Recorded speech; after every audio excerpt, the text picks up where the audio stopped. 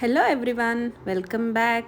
So ಇವತ್ತಿನ ವಿಡಿಯೋದಲ್ಲಿ ನಾವು ಮನೆಯಲ್ಲೇ ಹೇಗೆ ಹೋಟೆಲ್ ಸ್ಟೈಲಲ್ಲಿ ಮಶ್ರೂಮ್ ಬಿರಿಯಾನಿ ಮಾಡೋದು ಅಂತ ಈ ವಿಡಿಯೋದಲ್ಲಿ ನೋಡೋಣ.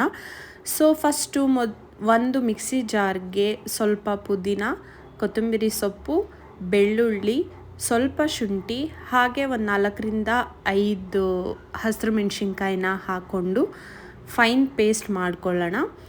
ಸೊ ಫೈನ್ ಪೇಸ್ಟ್ ಮಾಡಿದ ನಂತರ ನಾವು ಒಂದು ಕುಕ್ಕರ್ಗೆ 2 ಟೇಬಲ್ ಸ್ಪೂನಷ್ಟು ಗೀ ಹಾಗೆ ಒಂದು 4 ಟೇಬಲ್ ಸ್ಪೂನಷ್ಟು ನಾರ್ಮಲ್ ಆಯಿಲ್ನ ಹಾಕ್ಕೊಂಡು ಎಲ್ಲ ಸ್ಪೈಸಸ್ನ ಆ್ಯಡ್ ಮಾಡ್ಕೊಳ್ಳೋಣ. ಸ್ಪೈಸಸ್ ಅಂದರೆ ಪಲಾವ್ಗೆ ಆ್ಯಡ್ ಮಾಡ್ತೀವಲ್ವ, ಅದು ಚಕ್ಕೆ, ಲವಂಗ, ಆ ಥರ ನಿಮಗೆ ಯಾವ್ದು ಬೇಕಾಗತ್ತೆ ಅನ್ನೋ ಥರ ನೋಡಿಕೊಂಡು ಸ್ಪೈಸಸ್ನ ಆ್ಯಡ್ ಮಾಡ್ಕೊಳ್ಳಿ.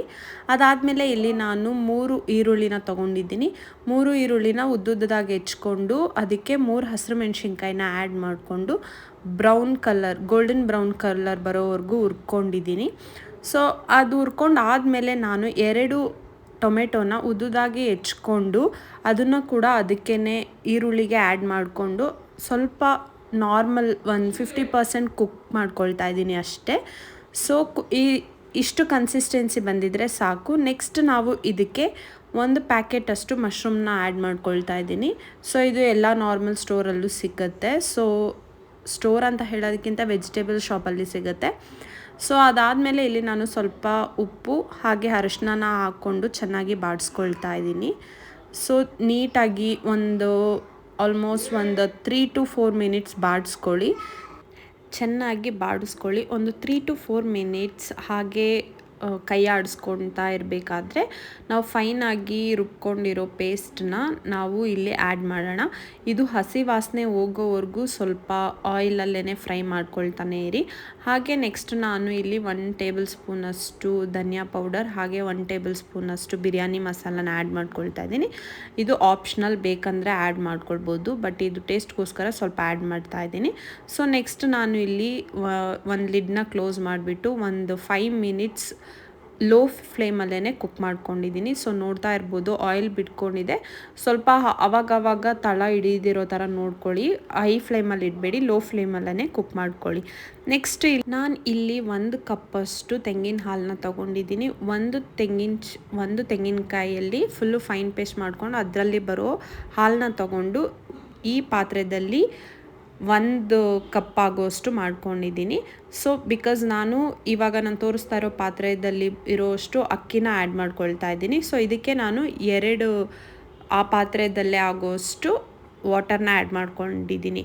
ಸೊ ಇದು ಫುಲ್ ವಾಟರ್ ಕಂಪ್ಲೀಟಾಗಿ ಬಾಯ್ಲ್ ಆದಮೇಲೆ ನಾನು ಉಪ್ಪು ಖಾರ ಎಲ್ಲ ನೋಡ್ಕೊಂಡಿದ್ದೀನಿ. ಈ ವಿಡಿಯೋದಲ್ಲಿ ನಾನು ತೋರಿಸಿಲ್ಲ ಅಷ್ಟೇ. ನೆಕ್ಸ್ಟ್ ಇದಕ್ಕೆ ನಾನು ಅಕ್ಕಿನ 30 ಮಿನಿಟ್ಸ್ ನೆನೆಸಿಟ್ಟಿದ್ದೆ. ನಾರ್ಮಲ್ ಮನೇಲಿ ಯಾವ ರೈಸ್ ಮಾಡ್ತೀರಾ ಅದೇ ಅಕ್ಕಿನ ಯೂಸ್ ಮಾಡ್ಕೊಳ್ಳಿ. ಸೊ ಅದನ್ನು ನಾನು ಇಲ್ಲಿ ಆ್ಯಡ್ ಮಾಡ್ಕೊಳ್ತಾ ಇದ್ದೀನಿ. ಸೊ ಎಲ್ಲ ನೀಟಾಗಿ ಇದು ಫುಲ್ಲು ಕಂಪ್ಲೀಟಾಗಿ ಒಂದು ಬಾಯ್ಲ್ ಬಂದಾದಮೇಲೆ ಎಲ್ಲ ಟೇಸ್ಟೆಲ್ಲ ಸ್ವಲ್ಪ ಚೆನ್ನಾಗಿ ನೋಡ್ಕೊಳ್ಳಿ. ಬಿಕಾಸ್ ಮಶ್ರೂಮ್ ಬಿರಿಯಾನಿ ಸಪ್ಪೆ ಇದ್ದರೆ ಚೆನ್ನಾಗಿರೋದಿಲ್ಲ, ನಾರ್ಮಲ್ ಬಿರಿಯಾನಿ ಥರನೇ ಇರ್ಬೋದು. ಸೊ ನೆಕ್ಸ್ಟ್ ನಾನು ಇಲ್ಲಿ ಲಿಡ್ನ ಕ್ಲೋಸ್ ಮಾಡಿಬಿಟ್ಟು 2 ವಿಷಲ್ಸ್ನ ಹಾಕ್ಕೊಂಡಿದ್ದೀನಿ.